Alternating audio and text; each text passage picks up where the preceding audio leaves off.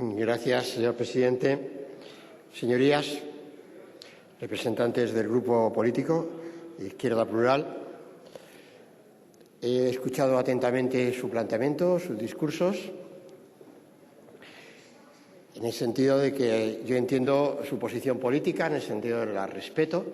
Ustedes representan a una izquierda clásica, está volviendo la izquierda clásica a España.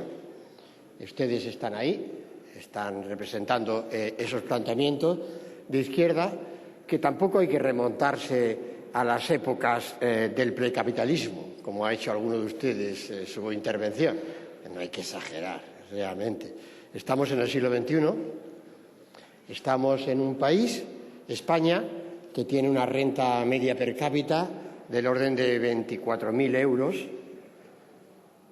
Quiero recordarle, esos son unos $30.000 per cápita. Estamos en un país donde, cuando yo era un niño en este país y tenía 10 años ya, por tanto, un niño de la posguerra en España, la renta per cápita de este país no llegaba a $2.000 per cápita, de 2.000 a 30.000. Entonces, hay una España que ha progresado, una España que ha prosperado, una España que realmente ha merecido un puesto entre las naciones desarrolladas del mundo. Una España en donde no ha basado su economía en la especulación y en la burbuja financiera. Hay una España que es Europa, que Europa son los compromisos con Europa. Un club voluntario, ahí no le dicen a nadie que tenga que permanecer en ese club. Al revés, las puertas del club están abiertas para quienes propongan salirse de ese club. Hay una España, y la generación que hemos vivido esa España, pues es una España en la que nos hemos hecho actuales, modernos, demócratas, dando una lección al mundo en la transición a la democracia, desde la izquierda y desde la derecha, realmente reuniendo esas voluntades, y esa es la España que estamos defendiendo desde el Gobierno de España. Entiendo su discurso de izquierda clásica. Veremos dentro de un año si tienen ustedes razón o la tenemos quienes estamos haciendo la propuesta. No falta mucho tiempo, ya estamos tocando esa recuperación. Ustedes no creen en ella. Bien, veremos. Yo sí creo en la España que creaba 700.000 puestos de trabajo cada día, y no era especulación, no era especulación. Le aseguro que toda esa gente que estaba trabajando año tras año, ya te digo, no estaba en la especulación. Y también en esa España que atrajo casi 5 millones de personas a vivir con nosotros. 5 millones de personas que realmente venían porque España era un centro financiero especulador. Ah, bien, venían a trabajar, venían de sitios, de lugares del mundo menos desarrollados que nosotros. Algunos son, buena parte de ellos son europeos, tan europeos como nosotros, y venían aquí a trabajar y a desarrollar sus oportunidades de vida con nosotros. Y como ya ha dicho algún portavoz, creo que ha sido el señor Rubalcaba esta misma tarde, en España no hay xenofobia. No hacemos un discurso político nadie de xenofobia. Somos un país en ese sentido diferente al resto de Europa. Y eso es una España que se entiende, que no crea agravios falsos en términos políticos, que no intenta encontrar soluciones falsas tampoco a los problemas del paro. Por tanto, yo entiendo y trabajo para esa España, donde la gente convive, donde la gente se respeta, donde la gente se siente europea y donde la gente entiende que pertenece a una sociedad que ha vivido las mayores etapas de prosperidad como antes no había conocido. Vuelve la izquierda clásica.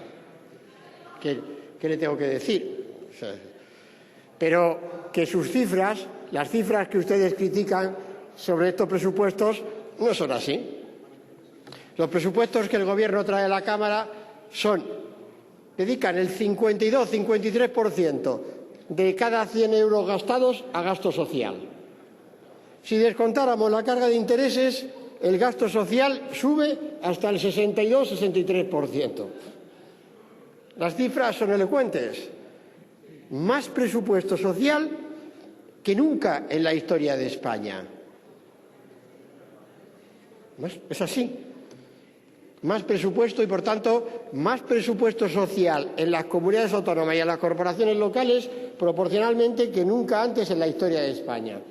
¿A ustedes no les interesa la realidad de las cifras porque les destruye el discurso? Bueno, legítimo, pero suban a discutirme las cifras. Es un debate de presupuestos. ¿No? Suban a discutirme las cifras si eso es así o no es así en España. Si las pensiones programadas en estos presupuestos, el gasto de pensiones sube un 4,9%. ¿Es así o no es así? ¿Suben o no suben? Un 4,9%, casi un 5%. Suban a la tribuna con las cifras de un presupuesto y suban a la tribuna a decirle al conjunto de los españoles, también a sus votantes, que no habrá crecimiento económico. No habrá crecimiento económico mientras gobierne el Partido Popular. Bueno, yo tengo que defender lo contrario. ¿Verdad, señor Lara? Tengo que defender lo contrario. Estoy para que haya crecimiento económico, para que haya creación de empleo, porque creo que realmente la etapa que ya hemos vivido en términos de crecimiento económico y de creación de empleo es la etapa mayor de igualdad de oportunidades que puede existir en una sociedad moderna. En España, desde el año 96 al año 2007, 2008, prácticamente donde se para, en 2007, se han creado 8 millones de puestos de trabajo. 8 millones de puestos de trabajo sobre 12 millones y medio de ocupados en el año 96. No hay país del mundo que haya hecho eso. Ningún país del mundo. Eso lo ha hecho la especulación, lo ha hecho la banca, las eléctricas, lo han hecho los inversores que vienen a buitrearnos. Entonces, bueno, planteamiento de izquierda clásica, ya le digo, pero que alguno de ustedes ha tenido la gallardía de citar alguna obra literaria del precapitalismo. Realmente estamos en otra época.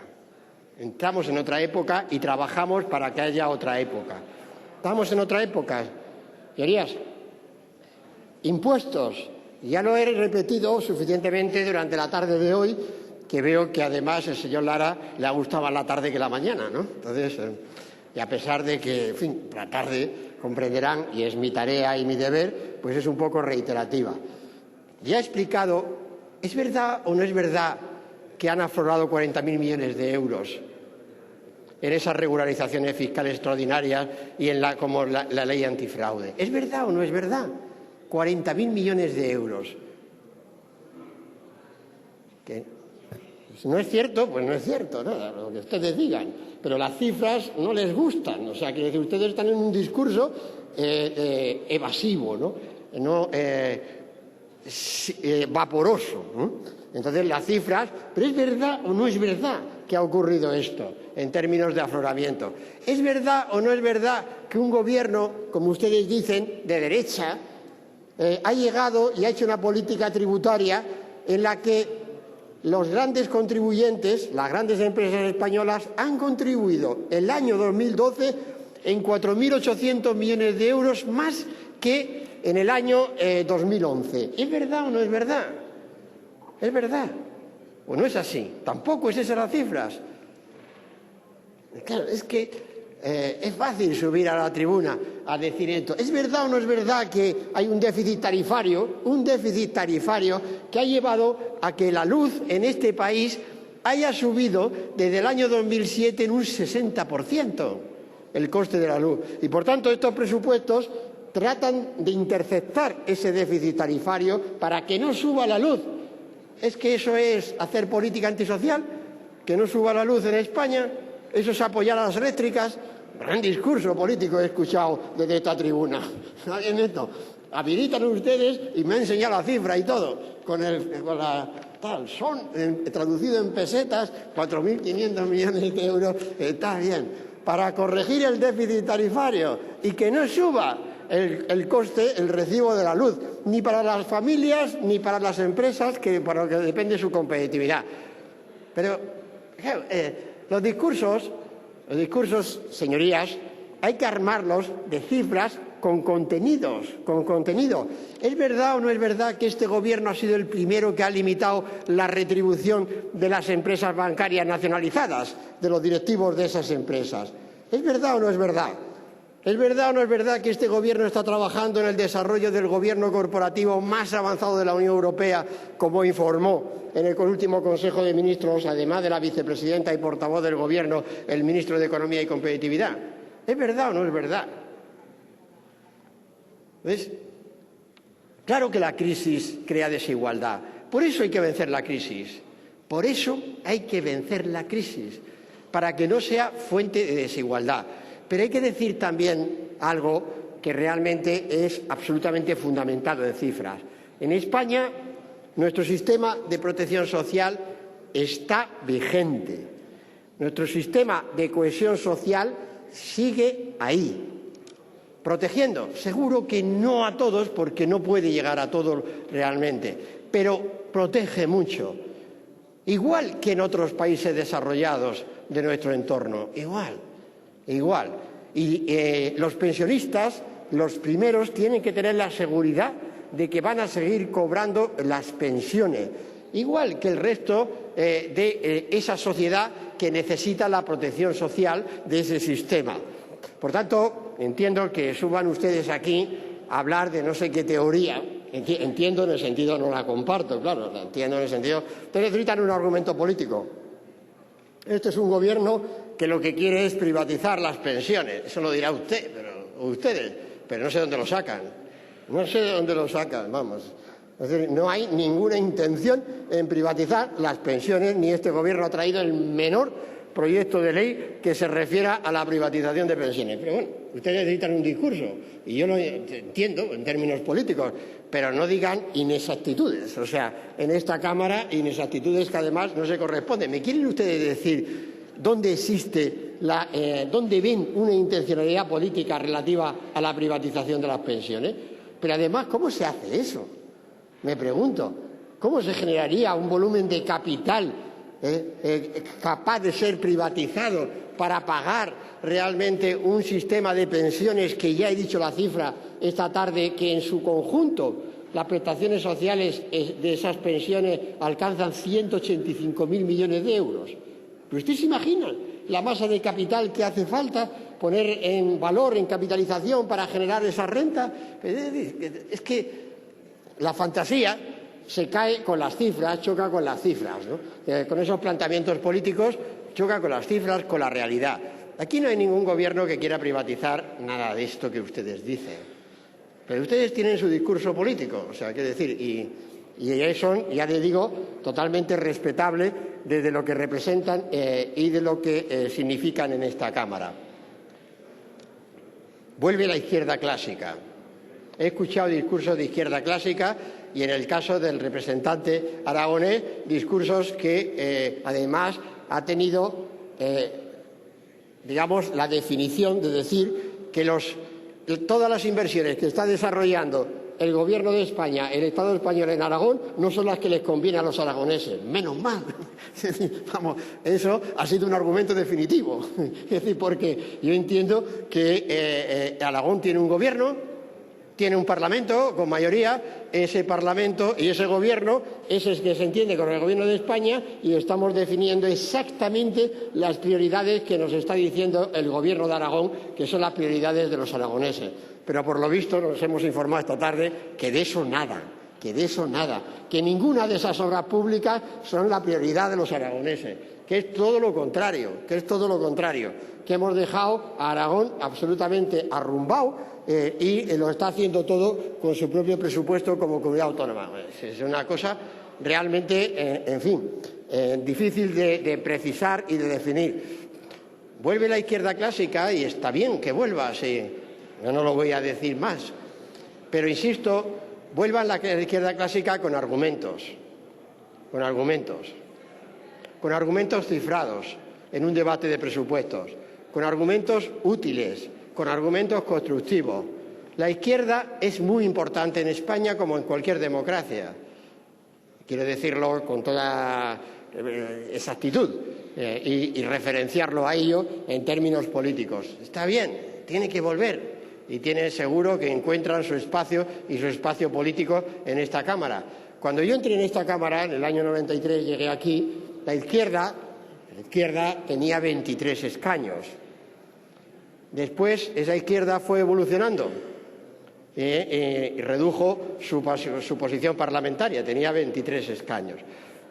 Y vuelve la izquierda clásica en España, pero insisto que en un debate de presupuestos, además de volver con el discurso clásico, y en mi opinión, y dicho también con el máximo respeto, no actualizado de esa izquierda, también lo que rogaría es que logremos entre todos una posición constructiva, porque realmente los españoles, con independencia de su ideología, lo que necesitan es un mensaje de confianza de que realmente la situación económica puede y debe ser superada y que, afortunadamente, insisto, no ya por las acciones de un gobierno, sino por el compromiso de la sociedad española, estamos a las puertas, a la salida de la crisis económica y entiendo que esa es la responsabilidad, la tarea de todos los grupos políticos presentes en esta Cámara. Muchas gracias.